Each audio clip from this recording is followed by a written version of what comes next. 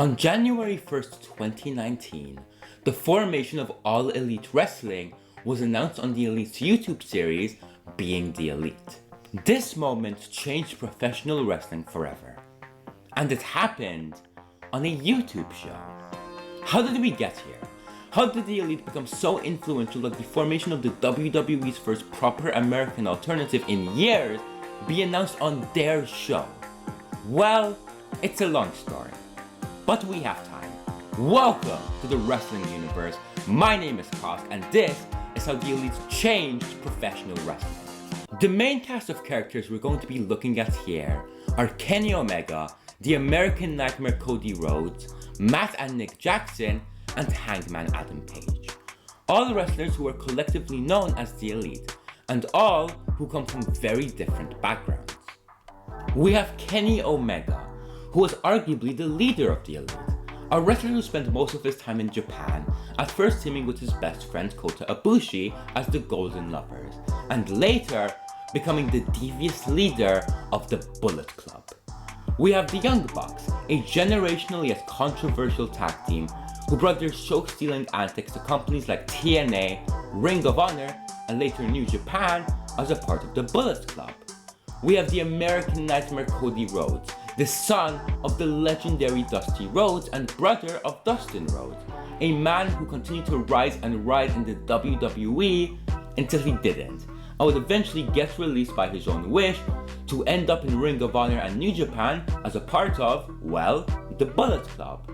Then we have Hangman Adam Page, a teacher applying his craft in professional wrestling who would join Ring of Honor and join, well, you know, the Bullet Club. A common theme in all of this is each man, while having very different paths, would join the Bullet Club.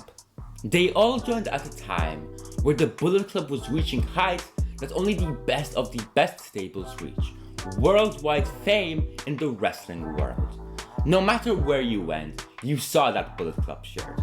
No matter what show you went to, you saw Bullet Club members or alumni performing. The Bullet Club became wrestling's biggest stable, and within that stable, there was a subgroup. A group consisting of the men we mentioned, and another umbrella-holding villain who is better not discussed for reasons we won't get into. But anyways, while the Bullet Club certainly left their mark on wrestling, the Elite wanted more. The Elite wanted to change the world. They were certainly achieving that in the late 2010s, with record-breaking merch sales from all members, Cody Rhodes becoming the ROH World Champion and highest paid star in Ring of Honor history, Hangman Page becoming one of the fastest rising stars in the industry, the Young Bucks laying their mark as one of the best tag teams in the world, famously taking on teams such as the Broken Hardys and the Motor City Machine Guns, and of course, Kenny Omega. While the Elite were already beginning to dominate the wrestling world, Kenny Omega is the wrestler who changed everything, with one match. Kazuchika Okada versus Kenny Omega at Wrestle Kingdom 11. Highly regarded as one of the best matches in the history of professional wrestling by parts of the fan base, this match brought incredible interest to New Japan, their partner Ring of Honor, and of course, the Elite. Omega wouldn't stop hitting though, continuing a phenomenal trilogy with Okada, ending with him becoming IWGP Heavyweight Champion, all while having a blockbuster match with Chris Jericho in the middle of it. The Elite would continue with their antics with the infamous Raw Invasion, where they DX-style hijacked the show outdoors. This wasn't it, however. They were making splashes, but they wanted to make waves. They wanted to change the wrestling world, and all it took was one tweet.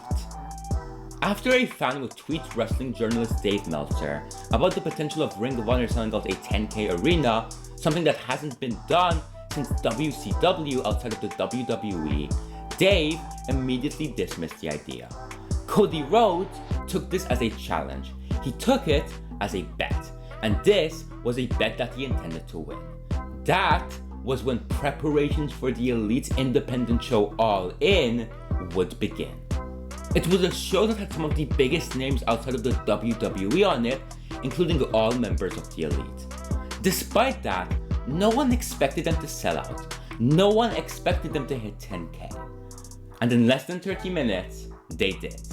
With a capacity of 11,263, the Elite would hold the biggest independent wrestling show of all time, with names like Okada, Nick Aldis, Pentagon Jr., Rey Mysterio, Kota Ibushi, and of course, the Elite on it. It would prove to be a legendary night for professional wrestling. All In also got the attention of one man, the attention of a man who would make this all possible, and that man was Tony Khan. Tony Khan has been a lifelong professional wrestling fan. He also happens to be the son of a billionaire and has his hands in the Jacksonville Jaguars and Fulham FC. So, with money on his hands and a goal in sight, Tony Khan would begin preparing for his own wrestling promotion. Luckily for him, the men who inspired him to do so would have their contracts expiring, and with their duties to Ring of Honor New Japan ending, there was only one thing left to do: go all in. And now, to rewind. On January 1st, 2019, the Elite would announce the formation of a wrestling company. That company was called All Elite Wrestling, with the role of executive vice presidents going to Cody Rhodes, the Young Bucks, and Kenny Omega.